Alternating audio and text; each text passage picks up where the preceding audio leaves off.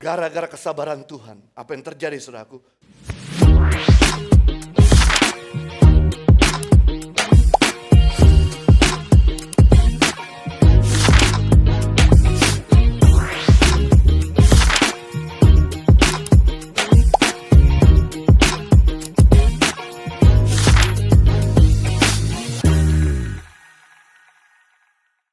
Buahnya, kita lihat yang pertama, Adam boleh jatuh dalam dosa tapi jadi father of the world.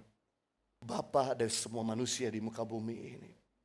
Akibat kesabaran Tuhan, Abraham yang gagal menunggu janji Tuhan menjadi father of it, bapa orang beriman. Kenapa? Karena sebelum zaman Abraham, manusia masih menyembah banyak Tuhan.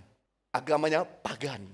Satu-satunya manusia yang mengajarkan Allah Esa, Allah satu, yaitu Abraham. Makanya dari Abraham muncul agama Yahudi.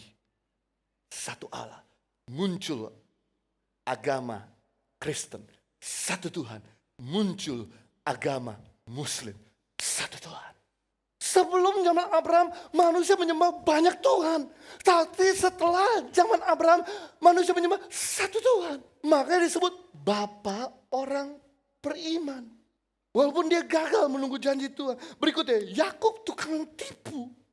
Tapi karena kesabaran Tuhan, jadi father of Israel, bapak orang-orang Israel. Yusuf tukang pamer, tapi jadi prince of Egypt. Musa pembunuh, tidak fasih bicara, tapi jadi pemimpin Israel pertama. Gideon penakut, tapi jadi pahlawan gagah perkasa.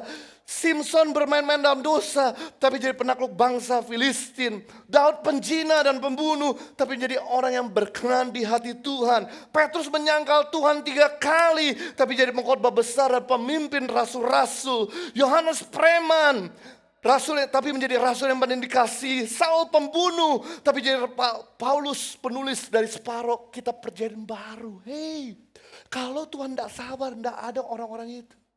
Kesabaran tuh mengubah hidup orang lain. Kalau kamu pengen lihat suamimu berubah, istrimu berubah, musuhmu berubah, anakmu berubah, mantumu berubah, mertuamu berubah. Panjang sabar. Seperti Tuhan.